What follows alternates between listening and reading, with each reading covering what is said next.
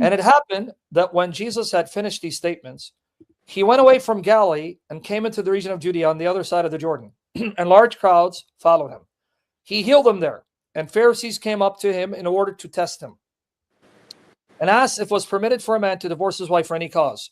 Now, if you don't know the historical background, that's why, guys, you should get a good study Bible that gives you the historical cultural background, like St. Ignatius Study Bible. At the time of our Lord, there were two main Jewish schools of thought, Pharisaic schools of thought. The school of Shammai and the school of Hillel. Hillel and Shammai were considered two of the greatest rabbis that ever lived. I need you to listen to this. Now, Shammai and Hillel disputed, and their followers disputed, on when it's lawful to divorce your wife. Because in Deuteronomy 25, verses 1 to 4, Moses doesn't give the reason when a person can validly be divorced. He doesn't mention that. Are you aware of this? I didn't know that. Here, let me show it to you. Guys, are you aware of this, Christians, that in the Old Testament, Moses does not give the reason when a person can validly be divorced or divorced? He just says, when you divorce, when you do, because you find something unpleasant. But he doesn't say what that unpleasant thing is. Right? Deuteronomy 24, if a man takes a wife and marries her, now watch, and it happens that she finds no favor in his eyes because he has found some indecency in her, and he writes her a certificate of divorce and puts it in her hand and sends her out from his house. Now notice, he doesn't explain what qualifies as something indecent in her. He's just saying if it happens, if there's a situation, a man divorces his wife because of something that he disliked in her, something indecent in her, but he doesn't explain what constitutes as indecency. Or to give you another translation, I'll look at several. He just says, if this happens, right? And he writes her a certificate of divorce and gives it to her and sends her from his house. Notice, if this situation arises, then what is he to do? If she goes on and marries someone, this is the context. And after she leaves his house, she becomes the wife of another man, and her second husband dislikes her and writes her a certificate of divorce, gives it to her and sends her from his house, or if he dies, then her first husband who divorced her is not allowed to marry her again after she has been defiled. That would be detestable abomination in the eyes of the Lord, Yahweh. Do not bring sin upon the land the Lord your God is giving you as inheritance. Now notice, the context is not even about when a person can validly divorce another and what constitutes as indecency. It's about a whole different context.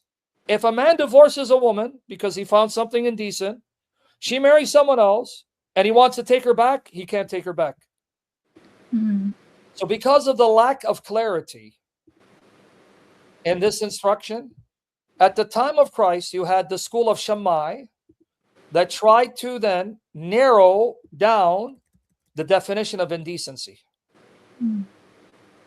Shammai and his followers said, indecency means if she's been unfaithful, infidelity. Then you have a valid grounds to divorce her. You know what Hillel said? What? If anything a woman does that displeases you, you can divorce her. If she burns your food, you can divorce her. If she lets her hair down, you can divorce her. He was super liberal. That sounds Islamic. Exactly. So they're asking Jesus as a rabbi, what's your position? Now, everyone, I need you to hear this. What's your position? Rumble, I need you to hear this. Okay. Shammai says the only legitimate grounds that you can divorce your wife is if she's been unfaithful, infidelity. That's what makes her indecent. However, Hillel says if there's anything in her that you dislike, that will come under the category of indecency. So if she burns your food, you can divorce her. If she lets her hair down, you can divorce her. So he was super liberal, right? So what did Jesus say? Okay, so what do you say, Jesus? What's your opinion? What do you say? Right here. Well, here's his opinion. Now, if we believe he's God in the flesh, and it's not a mere opinion, this is God's view. So then, what do you say? Is it lawful for a man to divorce his wife for any reason at all? See? Like Hillel, who's super liberal? Come on, what do you say? And then now notice, they're not asking him because they want to know. They're asking him to set him up. put, set a trap for him to fall into, because if he says something contrary to a particular school that they believe, like, for example, they belong to the school of Hillel. And if he goes against Hillel, they're going to use that as grounds to say he's a false rabbi. You understand? They're setting him up. So they were obsessed with trapping him. You got it. Okay. You got it. Because they did it multiple times. I knew this. Amen. They were not asking to learn. They were asking to trap him and expose him as a false teacher, a false prophet. So then he turns it against them. Look how wise Jesus is. So Jesus teaches us how not to do apologetics and how to do apologetics and who to answer and who not to answer, right? So look what he does. He doesn't answer. He goes, have you not read that he created them from the beginning? Now, when I say an answer, he didn't just go by his interpretation, right? He went to the Old Testament. He goes, hold on, let me show you what the Old Testament says. Because the same Moses that wrote Deuteronomy 24, they believed, and Jesus confirmed, he also wrote Genesis. So let me show you what Moses wrote. Have you not read that he who created them from the beginning made them male and female?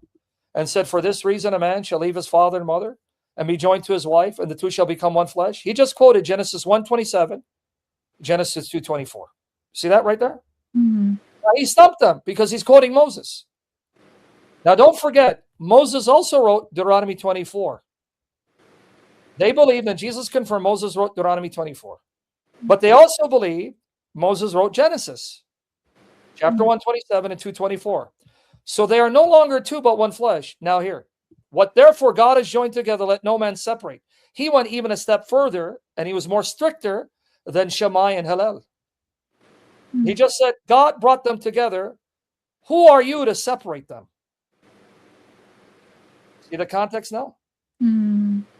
But now they're confused. Why are they confused? Now I want you to put yourself in their shoes. If that's the case, the same Moses wrote Genesis is the same Moses who allowed for divorce to take place. So what are you getting at?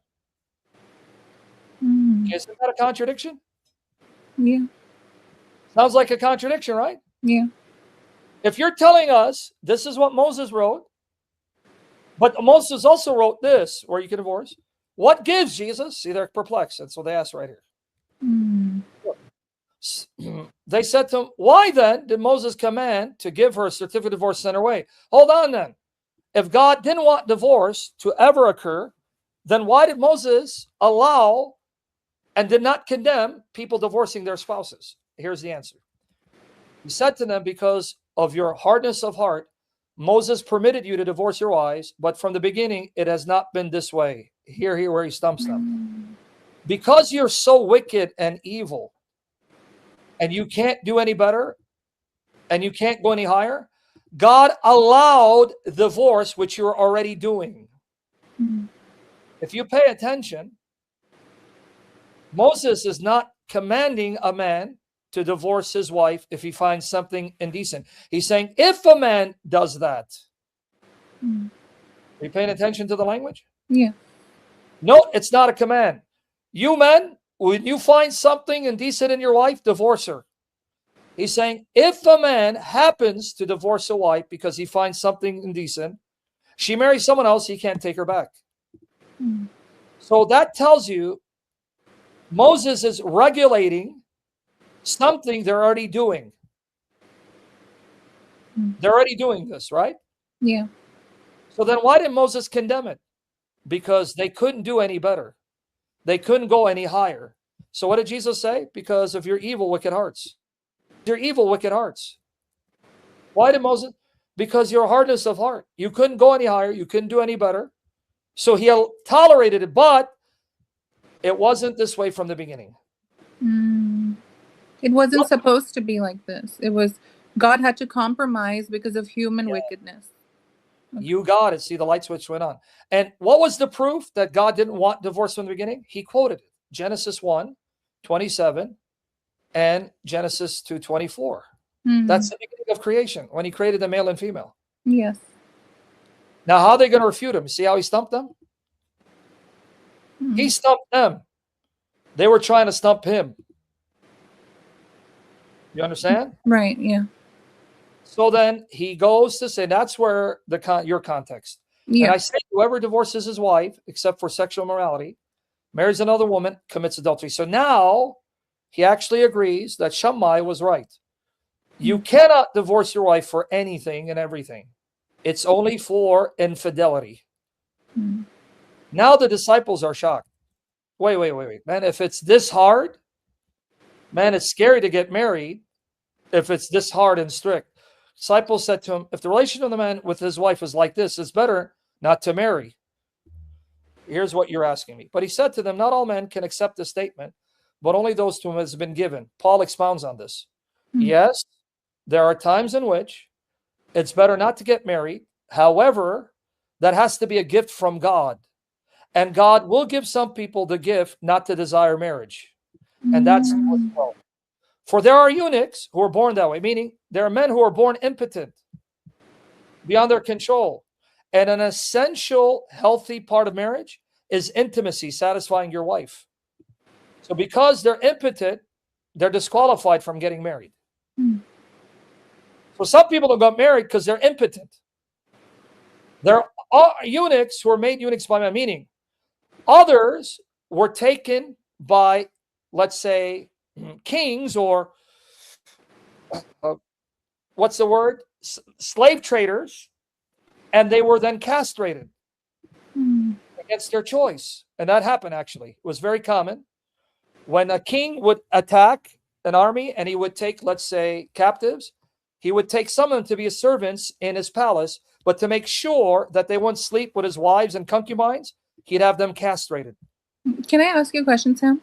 So Yes. this line, the one about, and there are eunuchs who were made eunuchs by men, in the modern world, does this apply to like maybe big corporations giving hormone pills to men and vice versa for women as well? So that it basically castrate them chemically? Yeah, well, yes. Okay. Anyone who takes, let's say, artificial means Mm-hmm. to cause them to be sterile and incapable, let's say, of performing their conjugal duties. Yeah, that's what Christ is saying. Men make them that way. Okay. Now, here's the third category. There are also eunuchs. Now, here he's not saying eunuchs who castrated themselves, because over here, those who are born of their mothers, who are eunuchs, they were born with their, physical parts, but they're impotent, right? So eunuchs doesn't always refer to someone who's been castrated, that their private parts are cut off, but they act as if it were. Why? They made themselves eunuchs for the sake of the kingdom of heaven, meaning they chose not to marry and have children so they can devote themselves entirely to the work of God and going all over the world to preach the gospel, because it's easier to do it when you're single than when you have wife and kids. And then he says, he who's able to accept this, let him accept it. Now, what does he mean? Not all men can accept this statement, but only those to whom has been given. So he's saying, yes, there will be people whom God will move by the Spirit, and they know who they are. You are not to get married. That's not your calling. You are to devote yourself entirely to ministry, like Paul. Paul never got married, and I'm going to use Paul as an example. But that's something that only a select few will be graced with. That's why he says, if my words are penetrating your heart and you receive it, that means you're one of them. And that's what Paul says here, because Paul was one of them. Paul never got married and refused to get married. Paul's one of them. So he says here, 1 Corinthians 7, 1-9, now concerning the things about what you wrote, it is good for a man not to touch a woman, meaning if you can refrain from getting married, because the only way you can have sex legitimately is marriage. So if I want to have sex, I got to get married. So it's better not to want to touch a woman. You won't get married. But because of sexual immoralities, each man is to have his own wife. Each woman is to have her own husband.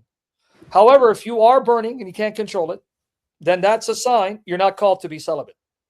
So go ahead, find a godly woman. Notice, each man has one wife, like each woman one husband. The husband must fulfill his duty to his wife. See, this is what I was talking about. An essential, necessary aspect of marriage is that you must satisfy your partner. If you can't, then that can disqualify you from getting married. Right? That's why it says the husband must fulfill his duty to his wife.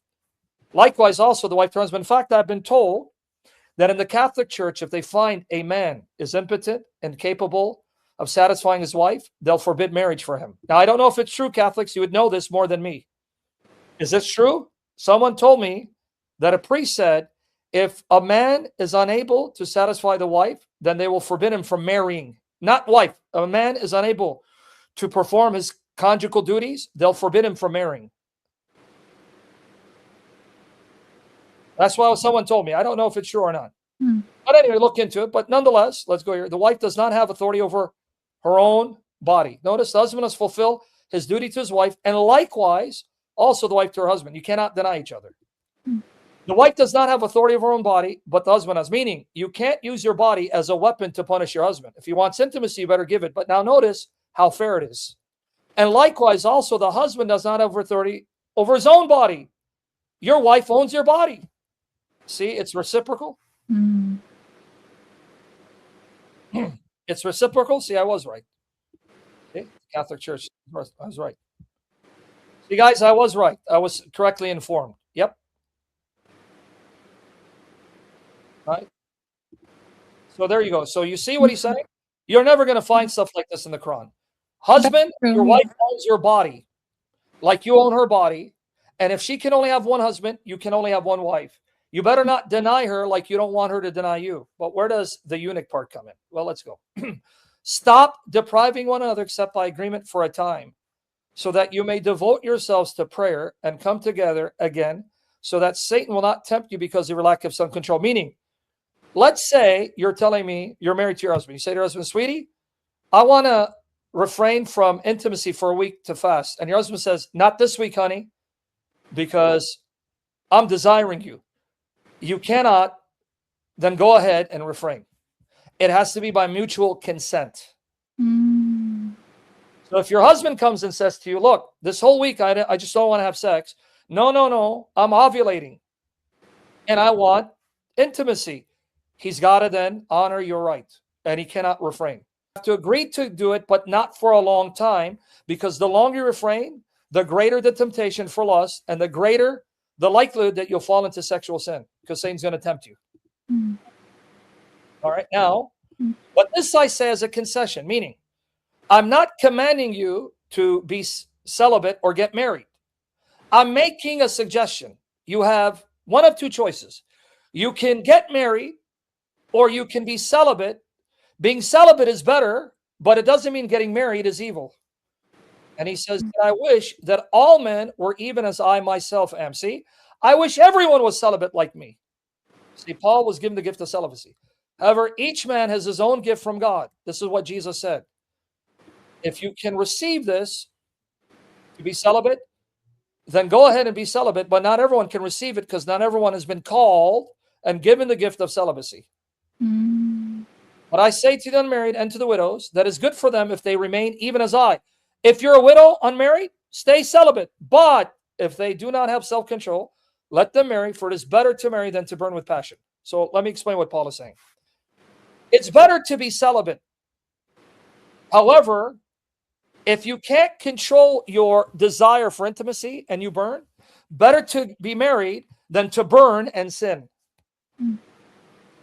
Darlene, if I have to say, Paul was celibate all his life, yes, till he was killed, yes. All right, anyway, so that's what he meant. Okay, thank you so much. Just one last one. It's related to that verse 12, Matthew 19, verse 12. So so eunuchs would there are some children from birth, maybe they have certain inclinations, like yes, boys grow up to be boys, girls grow up to be girls. So why is it that sometimes some boys have female inclinations, even though they're innocent, pure, they just think that that's natural to them? Is that Satan's influence? That's because the Bible says we are born disordered, meaning in a fallen world. Yes. You're right. So you have children who are going to be born with disordered desires. That doesn't mean because they have a desire for what's unnatural and they can't control it, then that means we should then go ahead and honor those desires and justify them and say, well, they're born that way. Well, what if science advances to a stage that says that people who prey on children, that if they're born with those desires and they can't control them, does that mean we should then legalize? No. So we do not legislate morality on the basis of proclivities and desires that people have. Morality is something that must come from God. God is a moral being. Morality is a reflection of God's moral character. And because God is immutably, unchangeably true, he is the same, he is reality, his standard of morality is something that's not relative. Meaning, I'm not arguing my understanding of what morality is over against your understanding, because that way no one wins. You can say, well, you prefer this, I prefer that. So you have to have a standard outside of us that doesn't originate from us, but originates from a transcendent being. And that being will then be the one who tells you what's right and wrong, whether you're in agreement or not. Why? Because if you legislate morality on the basis of desires, then where does it end? And whose sense of morality or whose desires should be taken into consideration, prioritized over someone else's desires? God is the moral standard. That means I don't care what you feel and what your society says, and you shouldn't care what I feel my society says, because that's relative. And I'm not perfect. I'm not all-knowing. I'm imperfect, don't know everything, and I have disordered desires, so I cannot be the source of morality. Neither can you. It has to come outside of us, and that is God.